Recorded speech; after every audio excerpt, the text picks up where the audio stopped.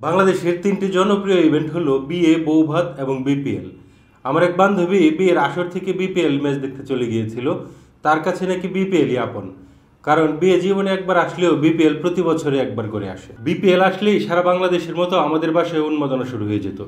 তাই আব্বা বিপিএল আসলে প্রতি বছর ডিশের লাইন কেটে দিত, বলতো বিপিএল থেকে বাতাবি লেবুর বাম্পার ফলন দেখা ভালো। বিপিএল এ সবচেয়ে বেশি এবং দ্রুত সেঞ্চুরি করেছে ক্রিস গেল।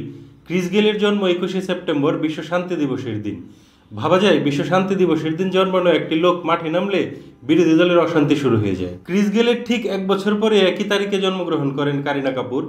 কারিনা কাপুরও ক্রিস গেলের দ্রুত সেঞ্চুরির মতো দ্রুত কথা বলতে পারেন। কারিনা কাপুরের খুশি সিনেমাটি তামিল খুশি সিনেমার রিমেক। খুশি সিনেমাটির রান টাইম 170 মিনিট, কিন্তু খুশি সিনেমাটি কারিনা কাপুরের দ্রুত কথা বলার জন্য 155 মিনিটেই শেষ হয়ে যায়। বিপিএল এ সবচেয়ে বেশি রান লাভ করে তামিম ইকবাল, সবচেয়ে বেশি উইকেট লাভ করে সাকিব আল হাসান, আর সবচেয়ে বেশি টাকা লাভ করে সভাপতি। কিসের সভাপতি এটা আবার জানতে চেয়ে লজ্জা দিবেন না। এবারের বিপিএল এর থিম সং লিখেছেন একজন নোবেল বিজয়ী।